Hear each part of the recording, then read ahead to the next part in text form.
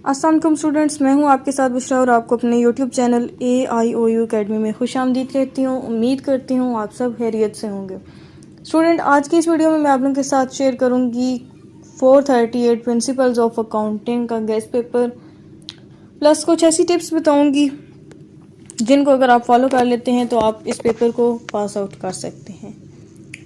Start करते हैं अपनी वीडियो को, लेकिन उससे पहले एक रिक्वेस्ट है कि अगर आप चैनल पर न्यू हैं तो चैनल को सब्सक्राइब कर दें, बेल नोटिफिकेशन ऑन कर दें। वीडियो अच्छी लगे तो उसको लाइक और कमेंट ज़रूर कीजिएगा। बच्चे 438 का जो पेपर होता है उसमें दो पार्ट्स होते हैं, ठीक है। एक होता है थ्योरी का और दूसरा होता है न्यूमेरिकल्स या प्रैक्टिकल। जो थ्योरिकल क्वेश्चंस होते हैं वो एटलीस्ट 2 क्वेश्चंस मस्ट आते हैं, ठीक है। लास्ट टाइम जो पेपर हुआ था मैंने अपलोड भी किया हुआ है, वो अगर आप चेक करें तो उसमें 3 क्वेश्चंस आए थे। और मज़े की बात कि एक ही चैप्टर में से 2 क्वेश्चन आए थे। कैपिटल वाला जो चैप्टर है उसमें से, आई थिंक चैप्टर नंबर 5 है, वो चेक कीजिएगा आप। लिंक मैं डिस्क्रिप्शन में दे दूँगी उस पेपर का, आप लोग वो पेपर भी चेक कर लीजिएगा और देखिएगा कि कितने क्वेश्चन आए थे, ठीक है। बात करें अगर थ्योरी के क्वेश्चन से रिलेटेड, तो ये कुछ क्वेश्चन मैं आप लोगों के साथ शेयर कर रही हूँ, ये आप लोगों ने अच्छे से प्रिपेयर करने हैं। इंशाल्लाह इसमें से 1-2 क्वेश्चन लाजमी आ जाएंगे। बच्चे क्वेश्चंस वही होते हैं, बस उनकी वर्डिंग चेंज होती है, ठीक है। अब जो क्वेश्चन नंबर 1 है अकाउंटिंग से रिलेटेड, वो चैप्टर नंबर 1 से आता है, चैप्टर नंबर 1-2 से, ठीक है।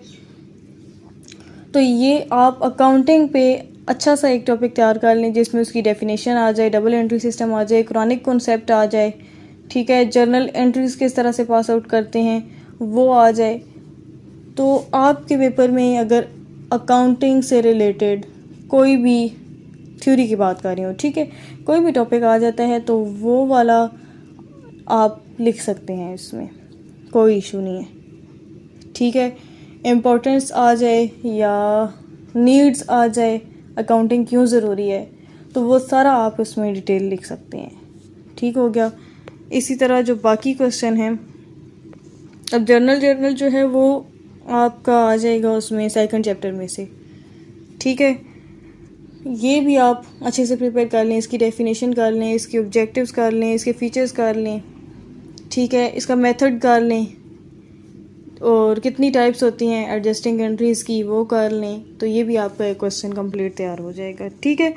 इसके अलावा क्वेश्चन नंबर 3 जो है पार्टनरशिप से रिलेटेड एक अच्छा सा टॉपिक तैयार कर लें। पार्टनरशिप क्या होती है, ठीक है, उसकी डेफिनेशन कर लें। फिर एग्रीमेंट से रिलेटेड या राइट्स ऑफ पार्टनर ये आप कर लें, ड्यूटीज़ ऑफ पार्टनर कर लें, ठीक है। पार्टनरशिप वाला चैप्टर आपका 7-8 चैप्टर है, उसमें से आप एक टॉपिक अच्छा सा प्रिपेयर कर लें। तो पार्टनरशिप से रिलेटेड अगर कुछ भी आ जाता है तो आप उसमें वो लिख सकते हैं, ठीक है।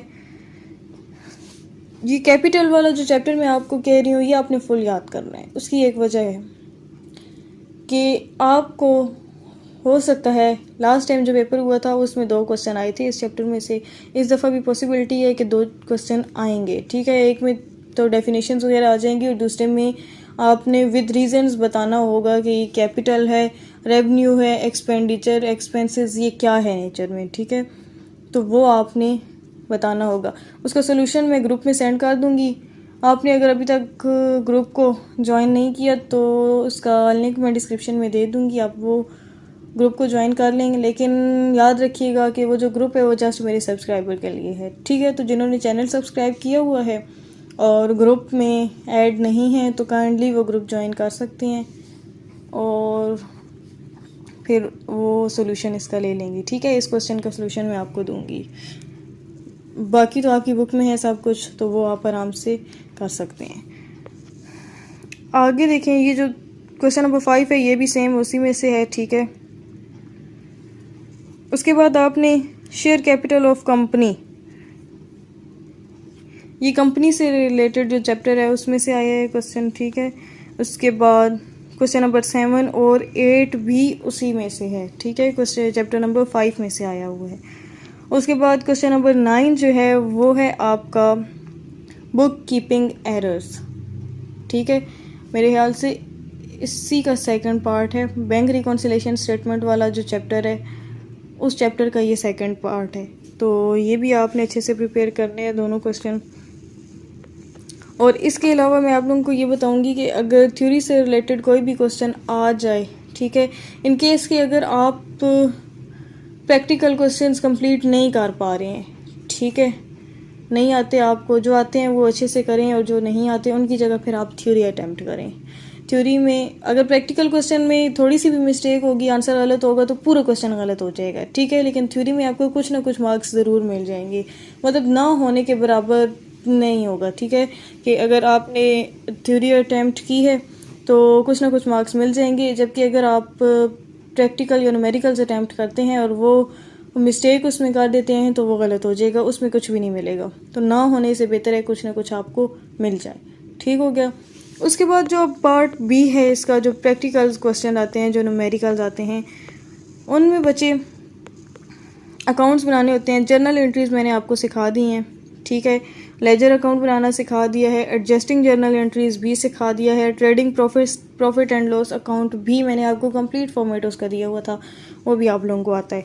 बाकी रह क्या गया नहीं, अगर आप लोगों ने लेक्चर अटेंड किए तो मैं प्ले लिस्ट का लिंक आपको दे दूँगी डिस्क्रिप्शन में, आप लोग वो लेक्चर्स अटेंड कर सकते हैं, ठीक है। अच्छा, उसके बाद मशीनरी और डेप्रिसिएशन अकाउंट, ये मस्ट आता होता है क्वेश्चन, ठीक है। मशीनरी अकाउंट और डेप्रिसिएशन, मतलब दोनों अकाउंट ये सेम है, कभी वो मशीनरी के नाम से आएगा, कभी वो डेप्रिसिएशन के नाम से आएगा, ठीक है। प्रिपेयर मशीनरी अकाउंट या फिर आएगा प्रिपेयर डेप्रिसिएशन अकाउंट, ठीक है।